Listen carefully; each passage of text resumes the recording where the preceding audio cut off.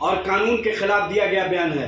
नहीं तो मैं छोड़ता नहीं हूँ किसी को। आप पहली बार आए हैं, चाय मंगाता हूँ आपके लिए, मिठाई मंगाता हूँ आपके लिए, और उसके बाद आपको दुआ सलाम करके खुदा हाफिज कर दूंगा। रेल हादसे पर जिम्मेवार कौन है? जिम्मेवार भारत सरकार है। जेडीयू सांसद कह रहे हैं कि अब वो यादव और मुसलमानों का कोई भी काम नहीं करेंगे। जेडीयू सांसद के बयान पर बवाल खड़ा हो गया है। आरजेडी ने उन्हें घेर लिया है तो बीजेपी उनके दर्द को साझा कर रही है। इधर पूर्व मुख्यमंत्री राबड़ी देवी ने भी बड़ी बात कह दी है। नमस्कार, दर्श न्यूज में आपका स्वागत है। मैं हूं अनुराग। जेडीयू सांसद देवेश चंद्र ठाकुर कह रहे हैं कि वो यादव और मुसलमानों का कोई काम नहीं करेंगे, केवल चाय नाश्ता करा देंगे और विदा कर देंगे।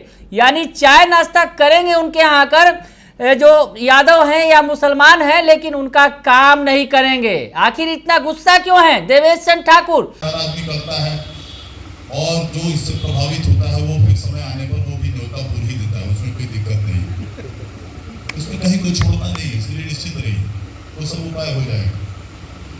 लेकिन एनडीए के समीकरण में से कितने वोटों का क्षरण हुआ, इसे कोई उचित कारण नहीं, एक भी उचित कारण नहीं। सूरी समाज में से आधा वोट से ज्यादा कट गया, क्या कारण है बताइए? कलवार समाज में से 12 आना कट गया, क्या कारण है बताइए? कानू समाज का वोट मिला, निश्चित रूप से सौभाग्य है मेरा। कलवार समाज का वोट कट गया। क्यों कट रहा? ये सब एनडीए का वोट था, क्यों कटा? क्यों कटा? कुशवाहा समाज अचानक वोट कट गया, क्यों कटा? अब कुशवाहा इसलिए नाराज, इसलिए खुश हो गए कि आदरणीय लालू जी ने 7 टिकट उनको दे दिया था। कमाल है भाई, 7 टिकट आपको दे गए तो आप खुश हो गए। इतने स्वार्थी हैं आप। आपको भारतीय जनता पार्टी मुख्यमंत्री हैं आपकी पार्टी के, माननीय उपेंद्र कुशवाहा जी केंद्रीय मंत्री बनते, राज्य के आज ये दोनों स्थापित नेता आपके हैं, और आपको 3 एक्स्ट्रा एमपी बन गया, कोई 4, 5, 6, 10 बन जाता पूरे यहाँ सीतामढ़ी में, आपको क्या फर्क पड़ता उसका? आप उससे जाते काम करवाने। सोच देखिए कितनी विकृत है। मैं खाली चर्चा कर रहा हूँ, दुख से नहीं कर रहा, खाली चर्चा कर रहा हूँ कि हमारे बिहार की क्या परिस्थिति है, क्या परिस्थिति है। 7 आपको हो जाता तो आप जाइए, उधर जाइए, अगर मेरे पास आएंगे तो साथ में कहूँगा जाइए इधर, जो 7 में से जीते हैं वही जाइए काम कराने अपना। अगर काम 2 लोगों को तो कैसा लगेगा? कल एक सज्जन आए हमारे पास सुबह में, कल परसों सुबह में, नहीं कल ही सुबह, बेचारे मुस्लिम समाज के थे। बेचारा का दुर्भाग्य था कि पहली बार मेरे पास आया, कुछ काम कराने आया, आरओबी का समस्या, रेलवे ब्रिज के नीचे उसका दुकान का होता है, लेकिन सही में आदमी शरीफ था, अच्छा आदमी था। आया, कहा कि सर ऐसे ऐसे ऐसे ऐसे। उन्होंने कहा भाई साहब हमको लगता है मेरे यहाँ पहली बार आए। कहाँ से पहली बार आए? हमने कहा अभी अभी वोट हुआ, उसमें निश्चित रूप से अपने लालटेन को ही वोट दिया होगा। कहा जी सर लालटेन को दिया। हमने कहा फिर भी आप हिम्मत करके मेरे पास आए। घबरा गया। हमने कहा किस विचार से आए? ठीक है, आप पहली बार आए इसलिए मैं आपको कम बोल रहा हूं, उनको मैंने कहा, नहीं तो मैं छोड़ता नहीं हूं किसी को। आप पहली बार आए हैं, चाय मंगाता हूं आपके लिए, मिठाई मंगाता हूं आपके लिए, और उसके बाद आपको दुआ सलाम करके खुदा हाफिज कर दूंगा। काम मैं आपका नहीं करूंगा, इसलिए कि तीर दबा, अगर मेरे लिए आप तीर दबाते तो आपको उस तीर में नरेंद्र मोदी का चेहरा दिखाई देता, इसलिए अपने लालटेन दबाए। तो अगर यही बात है तो मैं आपके काम करते वक्त आपके चेहरे पे लालटेन और लालू जी का चेहरा क्यों नहीं देखूं?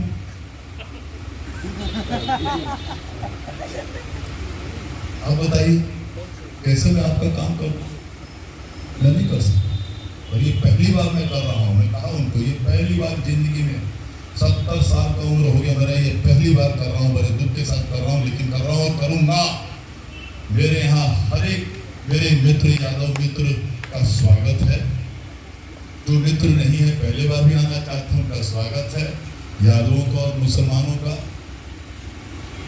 आइए, चाय पीजिए, मिठाई खाइए, काम के बारे में मत बोलिए, मैं आपका काम नहीं करूंगा। स्पष्ट रूप से मैंने उसको बताया, जरा कहा सर आपके जैसा फ्रैंक और स्पष्टवादी मैंने नहीं देखा है, काश मैं आपसे पहले मिला रहता तो मुझे अच्छा लगता। ये कहा भी कहा नहीं ठीक है सर, आपका भावना एकदम सही। मैंने कहा बाबू मैं इसलिए कह रहा हूँ कि मेरे यहाँ 20 साल 25 साल से व्यक्तिगत कामों में सबसे ज्यादा व्यक्तिगत काम अगर हुआ है इसी दो समाज का हुआ है।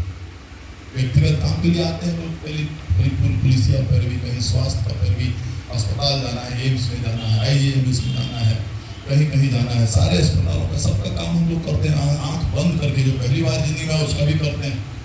लेकिन जब सिर्फ और कोई कारण हो जिसके कारण तुमको वोट नहीं दोगे तो कोई बात नहीं, कोई तुमको हमारे क्षेत्र में मैंने कुछ नहीं कराया हो, तुमको कोई कष्ट पहुंचाया हो, कोई दिक्कत नहीं, लेकिन सिर्फ इसलिए कि हम बीजेपी से जुड़े हुए हैं या हम बीजेपी और तुमको मोदी जी का चेहरा दिखता है। भाई मोदी जी ने अन्न धन योजना चलाया, फिर दुनिया में तो किसी को वंचित रखा क्या उसने? और सभी को वंचित रखा क्या? कोविड में दवा बनवाई आदरणीय मोदी जी ने और करोड़ों लोगों की जान बचाई। दरअसल उनका कहना है कि उन्होंने यादव और मुसलमानों के लिए इतना कुछ किया, लेकिन इन्होंने उन्हें वोट नहीं दिया और कम वोट मिलने से नाराज है देवेश चंद्र ठाकुर और इस तरह की बात कहते नजर आ रहे हैं। हालांकि इस बयान पर अब वो फंसते दिख रहे हैं। इस बयान पर राबड़ी देवी ने पलटवार किया तो आरजेडी के प्रवक्ता एजाज अहमद ने भी बड़ी बात कह दी। क्या कुछ कह रही है राबड़ी देवी और आरजेडी प्रवक्ता, सुन लीजिए आप। जनता दल यू के सांसद देवेश चंद्र ठाकुर का बयान ना तो संविधान सम्मत है और ना ही कानून सम्मत। उन्होंने जिस तरह से यादव और मुसलमान के खिलाफ बयान दिया है, ये लोकतंत्र और लोकतांत्रिक प्रक्रिया के खिलाफ है। इस तरह का बयान नीतीश जी के सबसे करीबी सांसद के द्वारा दिया जाना कहीं ना कहीं भारत की लोकतांत्रिक व्यवस्था और लोकतंत्र को कमजोर करता है। ये संविधान और कानून के खिलाफ दिया गया बयान है। इस पर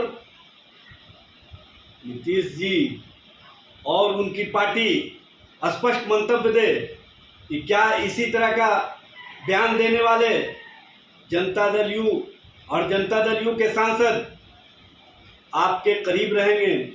ये कहीं ना कहीं वैसी भाषा का इस्तेमाल किए हैं जो समाज में माहौल को खराब कर सकता है, समाज के वातावरण को खराब कर सकता है। नीतीश जी ऐसे लोगों पर लगाम लगाइए जो आपके करीबी हैं, जो आपके नज़दीकी हैं। वो संविधान के खिलाफ, कानून के खिलाफ, संविधान सम्मत बातों से इतर जा करके जिस तरह की भाषा इस्तेमाल कर रहे हैं, क्या ये भाषा एक सांसद के द्वारा दिया जाना उपयुक्त है? इस पर जनता दल यू के नेता स्पष्ट करें। इस तरह के बयान को किसी भी स्थिति और परिस्थिति में टॉलरेट नहीं किया जा सकता। ये बयान मैडम ट्रेन हादसा हुआ है मैडम, ट्रेन हादसा हुआ है पश्चिम बंगाल में। लगातार इस तरह की घटनाएं हो रही हैं, रेल दुर्घटना हो रही हैं। 15 तो बंगाल में न हुआ, ममता समझेगी, भारत सरकार समझेगा। कहता है हमारा लॉ एंड ऑर्डर ठीक है, तो क्या ठीक है? रोज मर्डर हो रहा है, रोज बलात्कार हो रहा है, देखिए रहे बलात्कार करके मार के फेंक दे रहा है। देवेश चंद्र ठाकुर मैडम सांसद बने हैं, वो कह रहे हैं कि हम यादव और मुसलमान का काम नहीं करेंगे क्योंकि इन लोगों ने आरजेडी को वोट दिया है। हाँ, अब वो जीते हैं कैसे? वो जीते हैं कैसे? खाली राजपूत वोट से जीते हैं क्या? चलिए, तो सुन लिया आपने कि राबड़ी देवी क्या कह रही हैं। राबड़ी देवी कह रही है कि क्या वो बिना मुसलमान और यादवों के वोट के ही जीत गए? उन वोटों के जरिए ही वो जीते हैं, ये कह रही है राबड़ी देवी। और इधर जो आरजेडी के प्रवक्ता हैं वो कह रहे हैं कि जो वो बात कह रहे हैं, देवेश चंद्र ठाकुर जो बयान दे रहे हैं वो न तो संविधान सम्मत है और न कानून सम्मत। यानी आरजेडी ने उन्हें पुरजोर तरीके से घेर लिया है उनके बयान पर। तो दूसरी तरफ बीजेपी उनके दर्द को साझा कर रही है। बीजेपी का कहना है कि दर्द है, उन्हें दर्द हुआ है, जबकि उन्होंने उन लोगों के लिए काम किया था, तो ऐसे में वो दर्द साझा कर रहे हैं। बिल्कुल सही बात कह रहे हैं। तो बीजेपी के प्रवक्ता अरविंद सिंह क्या कुछ कह रहे हैं, ये भी आपको सुना देते हैं, सुन लीजिए। बिहार विधान परिषद के सभापति और सीतामढ़ी के सांसद श्री देवेश चंद्र ठाकुर जी का जो दर्द छलका है वो वाजिब है, चूंकि उन्होंने सारे लोगों के विकास के काम को किया है, सब लोगों को पर्सनल मदद किया है, और उसके बाद भी इनको वोट नहीं देना, ये कहीं ना कहीं धार्मिक भावनाओं से ग्रसित हैं लोग। और उन्होंने ठीक ही कहा है कि इनको चाय नाश्ता करा दीजिए, खातिरदारी कर दीजिए, लेकिन इनका काम नहीं करिए, चूंकि इनको राष्ट्रवादी नहीं, विकासवादी नहीं, इनको जाति और धार्मिक उन्माद वाले लोग चाहिए, लुटेरा लोग चाहिए, लेकिन धार्मिक हो। ये उस भावना से ग्रसित लोग हैं। इसलिए श्री देवेश चंद्र ठाकुर जी ने अपना दर्द को छलकाया है। ये विश्वास करने वाले लोग नहीं हैं, कहीं ना कहीं जाति और धार्मिक भावनाओं से ग्रसित लोग हैं। तो सुन लिया आपने कि बीजेपी क्या कह रही है और उधर आरजेडी क्या कह रही है और राबड़ी देवी क्या कुछ कह रही हैं। तो ऐसे में बयान को लेकर बवाल खड़ा हो गया है। अब सवाल ये खड़ा हो गया है कि इस पर जेडीयू का क्या स्टैंड होगा, जेडीयू क्या कहेगी, क्योंकि नीतीश कुमार सभी को साथ लेकर चलने की बात करते रहे हैं, चाहे यादव हो या फिर मुसलमान, वो सभी को सम्मान देने की बात करते रहे हैं। वैसे में उनके जो प्रवक्ता, उनके जो पार्टी के सांसद हैं, वो कह रहे हैं कि वो यादवों और मुसलमानों का काम नहीं करेंगे। तो अब नीतीश कुमार क्या करेंगे, बड़ा सवाल है। तो जेडीयू के जवाब का इंतजार रहेगा। बने रहिए दर्श न्यूज के साथ, तमाम खबरों से आपको अपडेट रखेंगे। फिलहाल के लिए इतना ही, धन्यवाद।